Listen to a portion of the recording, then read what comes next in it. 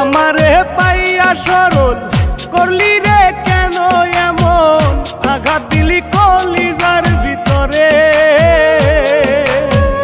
নিষ্ঠুর ময়না পাখি দিলি রে ফাঁকি, বিচার দিলাম মাওলারি কাছে। ও মাওলা রে, মন ভাঙার বিচার দিলাম তোমার দরবারে।